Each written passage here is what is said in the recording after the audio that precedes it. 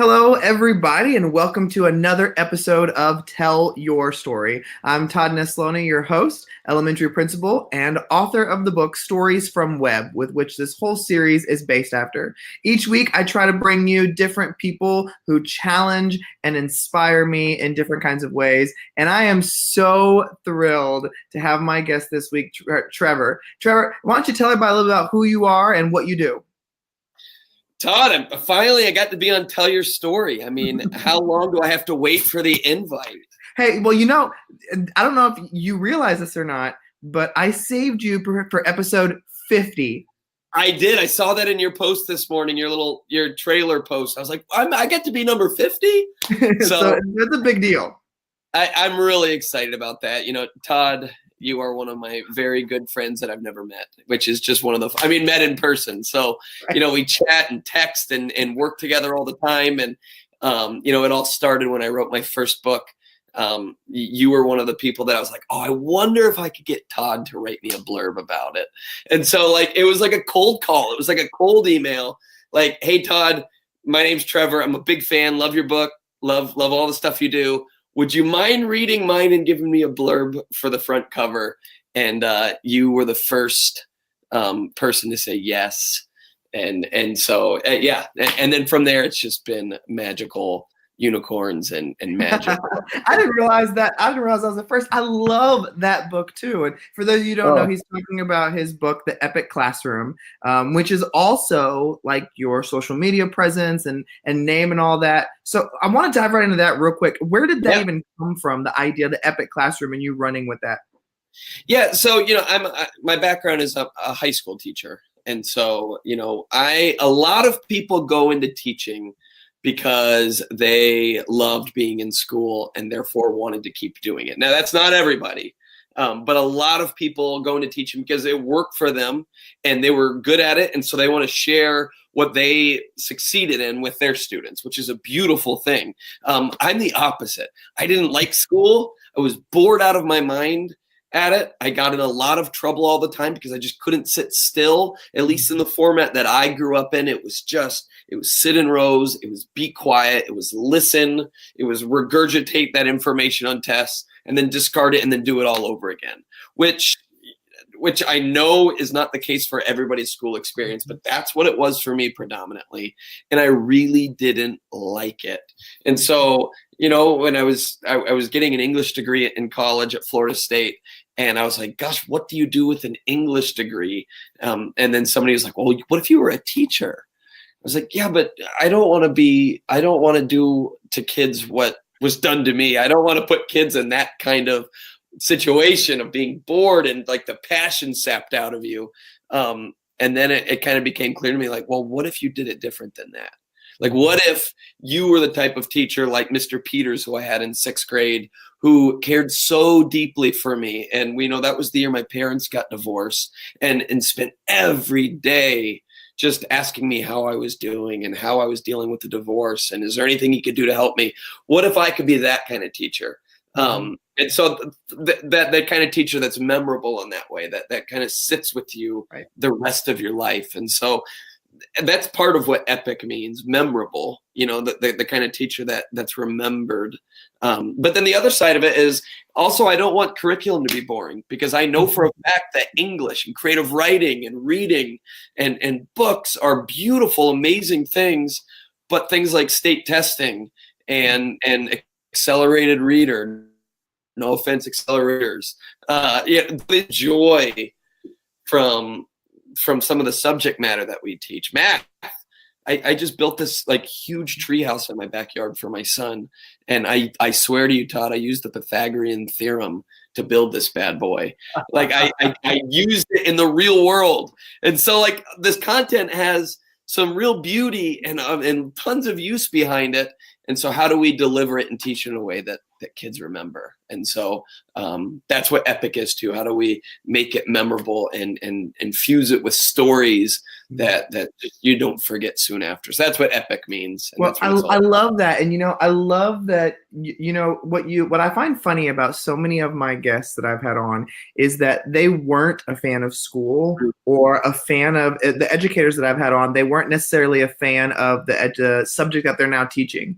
And it was something that they wanted to go teach in hopes of making it better than what they went through.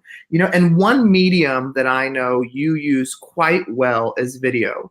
You make and in my opinion, it's the best educational videos out there. They are hilarious, but just the way you speak, and it's so funny because I heard it coming out in you the way when you were talking just a minute ago, and I was like, "That's like his video voice right there." But did you use a lot of those videos when you were in the classroom? Yeah.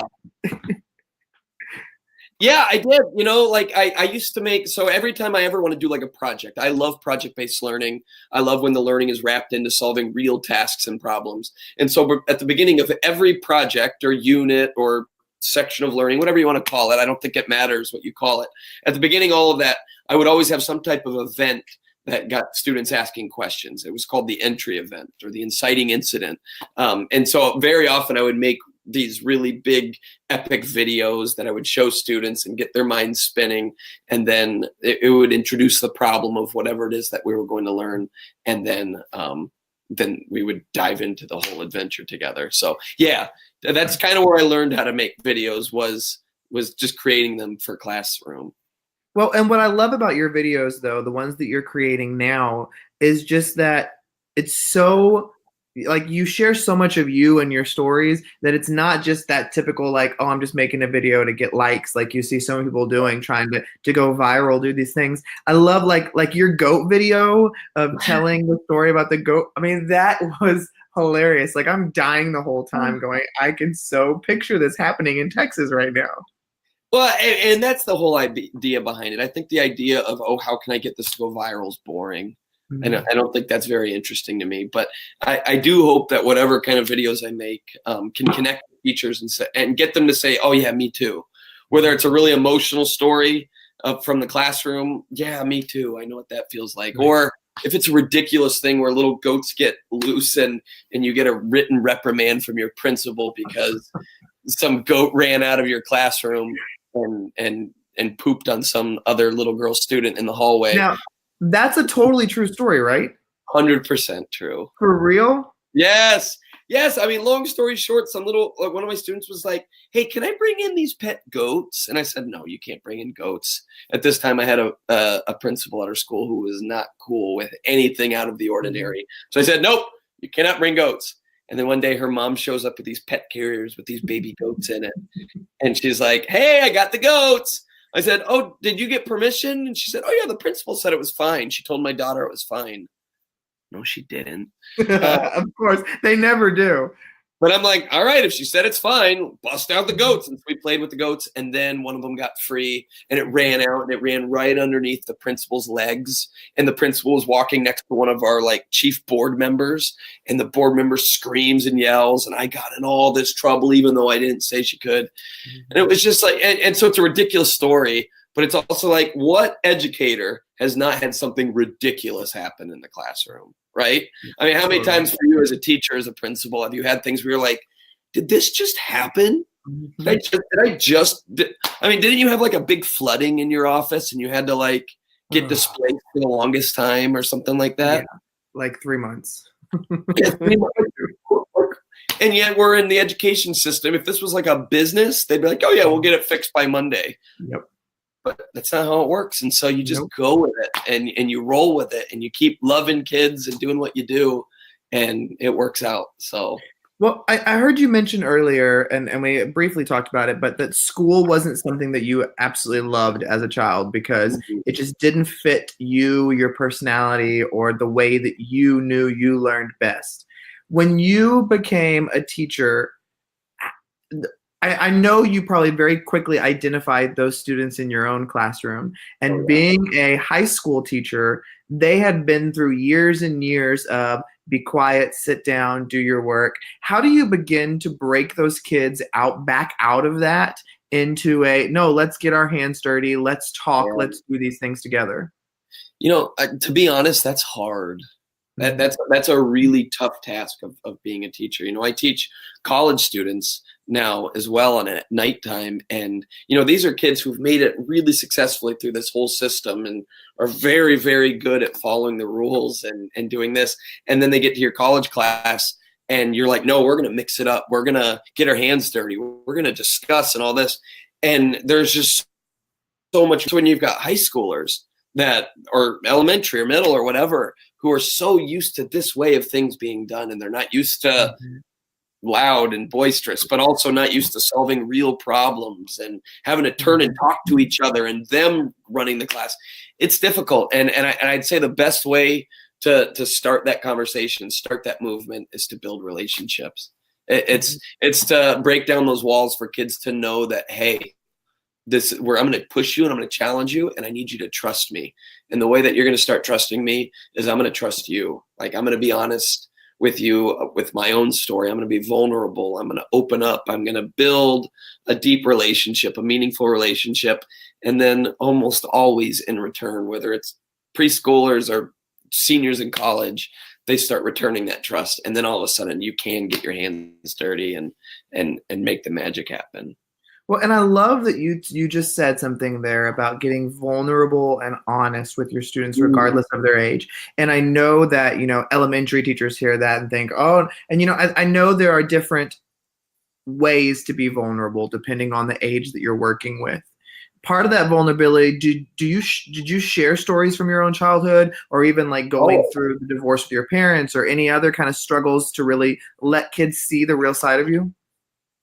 100%. I mean, obviously, I firmly believe that we have to draw lines, that students are not our friends, right? Like they're still our students, but that doesn't mean we have to be cold and disconnected. Like when a kid sees me at the grocery store, I don't want him to be like, what are you doing here? Right? Like, shopping. I'm shopping for a school project? No, just to eat. What's that wine, Mr. Muir? Oh, it's to cook with. No, like I want them to know that I'm human and I've been through it and I know it, and I've gotten in trouble. Like, I mean, and I have gotten in real trouble before. You can read my book. I talk about it in there. Like, gotten in real trouble, and kids find out about it.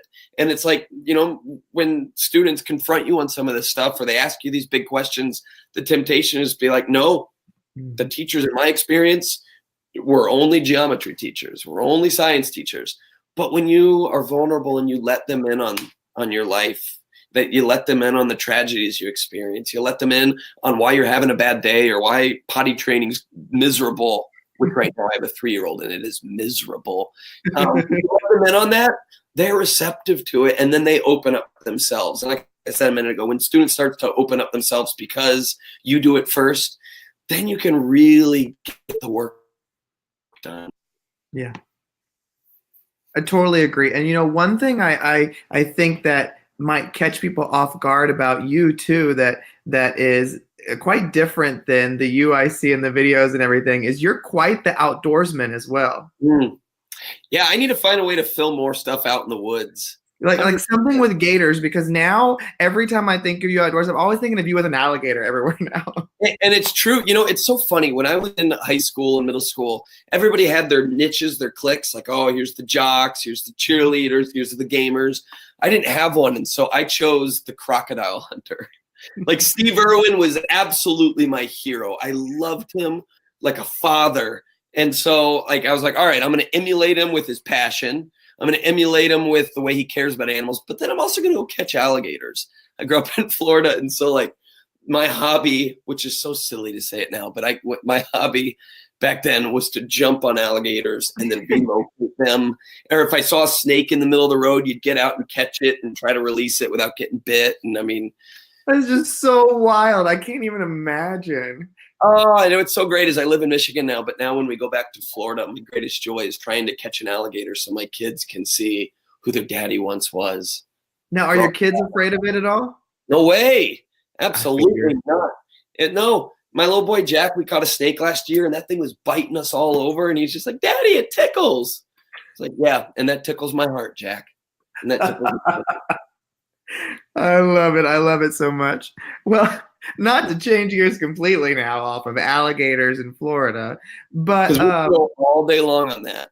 oh, I'm sure. I mean, do you have a? I know this is gonna. You might have to think about it. Do you have a favorite story of an alligator or any incident with a wild animal? 100%, yes. So on my dad's 50th birthday, this is a true story. I've got pictures. On my dad's 50th birthday, I was about 16 years old. Me and my stepbrother went out to a lake, and we caught about a 4-foot alligator. And we went and put it in a big cardboard box and wrapped it in wrapping paper. And then at my dad's surprise party, everybody was there. I gave him this box, and he's like, "What is this? What'd you buy me?" It's like, "Open it up, Dad." And so my dad goes and he opens up the wrapping paper, and then he peels open the cardboard box. And as soon as he does, the alligator like pops its head up because there's light, and he throws it on the ground and starts flopping, and he says some bad words that I won't say here because you're an elementary teacher. I know you've never heard those words. Thank you. And so the thing's just flopping all on the ground. And so I surprised my dad with an alligator for his 50th birthday. And that's still like the funniest story that we tell. And then after we released it in a lake, and it swam away, and it was fine. So I did not hurt the alligator. There you go. There you go. I'm glad you threw that in there because you know somebody. I know he was watching. Well, you're quite active on social media, and you've got a big following and stuff too. When did you decide that you wanted to start sharing some ideas with others? That's a good question. I think I started sharing these videos when I realized how much I needed this type of content myself, and I didn't feel like there was enough out there. I didn't feel like there was enough truth telling about teaching and about the stuff that it really, like the work that we do and how hard it is, and strong ideas on how to cope with it and how to deal with it. So I just started doing it for my teacher friends, like, hey, here's a video that might be helpful to you. And then I made one video. It was called Teaching is Tiring and Worth It. And so the first 2 minutes is all the reasons why teaching is tiring, from holding your bladder all day to 30-minute lunches to getting paid like garbage and testing and all this. And then the last 30 seconds is about, but here's why it's all worth it. This video, not thinking it was any different than my other ones, and it got like 20 million views. Like, obviously it struck a chord with people, and it just blew up. And I was like, whoa, wasn't expecting that. And so that grew that just grew the amount of people who follow along, and just kind of started this whole amazing journey to get to do it more and more. And now I get to travel around and speak to teachers and get to do what I do in videos in person. And so that all kind of snowballed. So it's just kind of a fun adventure, I suppose. Well, one thing I think about, and something that we've talked about in other episodes as well, is, when you find those little glimpses of success, some people from a distance view you as somebody who doesn't ever struggle with doubt, doesn't ever wonder if they're good enough. Do you find yourself still battling some of those thoughts sometimes? Oh, gosh, absolutely. I mean, I think the imposter syndrome is like, it just runs rampant in my head. Right. Like, who are you to write a book about teaching?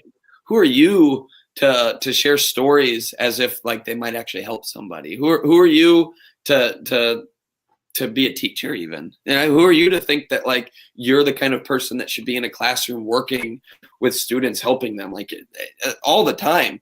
But the more I've done it, and the more I've gotten emails from people saying, hey, this is exactly what happened with me. Thank you for sharing that story. Or, oh my gosh, I keep watching this video over and over because something hits me, or whatever it is. Or, hey, I read this book and I'm just loving teaching now because I'm doing this. I'm like, you're all like, well, maybe even though I'm doubting, maybe that still has some utility. Maybe it has use. And so I try not to doubt anymore. Now I still do, but I really try not to, because I think I'm wasting time. And I think we're all wasting time when we second guess the impact that we're capable of having, especially in the classroom. Like, teaching's hard work, and we get beat up by a lot. We get beat up by kids, hopefully emotionally mostly, but hopefully neither. But hopefully mostly emotionally, but kids and parents and administrators and the media and politicians. I think we need to do a better job of not beating ourselves up. Mm-hmm. And I think we need to do a better job of not beating each other up and supporting each other in this work that we do, because it's important. I totally agree. Important work. And we just have to see ourselves as the people chosen to do this work. Yep. So, you've got a wife, you've got kids. How do you balance, keep everything in perspective and not let one part consume all your time? I go, like today at 3:45, I took my kids canoeing and I left my phone in the car, the minivan, to be honest. But I left my phone in the minivan and I disconnected for 2 hours and we went canoeing. And anything that I was worried about, any troubles I was hitting, all the stresses that I've got, all the deadlines that I've got piled up, mostly self-imposed, were not in my mind for that amount of time. And it was just this total de-stressor, total release, so that when I go back to work, I feel less cluttered. I feel ready to attack it and get it done. And so to me, it's just absolutely crucial to make non-work time for yourself every day. And I mean every single day, whether it's just 10 minutes, just a 10-minute walk, or a 2-hour paddle with your kids. I think it's so vital, or by yourself or with your spouse, with your dog or whatever it is, to make that time. I love that. So what's something exciting you have coming up on the horizon? Woo! Everything tomorrow. Every day is exciting. I knew you were probably going to say that. Yeah, well, it's true. But no, this summer, I'm really excited. I get to travel all over the country this summer. And so I'm excited to see Middle Tennessee. I'm excited to go back to California and see areas like that. I'm going all over Indiana. So I get to see these parts of the country that you don't normally get to see. So that's really exciting. And I get to work with teachers the whole time. Yeah. And so you're around this tribe of people who are so dedicated to this really important work. And so every time you go somewhere to speak with teachers or to work with teachers, you're just surrounded by a tribe, right? Like, and they invite you into it, and you get to be a part of it for that time. And then very often, like when you leave, you still get to be a part of it. And so I'm really excited about that. I'm working on a second book right now, all about collaboration and how do you teach kids to work together, and how do you do collaboration and group work as a teacher that doesn't make you want to rip your hair out. So a bunch of fun things going on. Not to mention it's the end of the school year, so I can't wait to take some long naps. Just kidding. I have two kids. Yeah, I bet.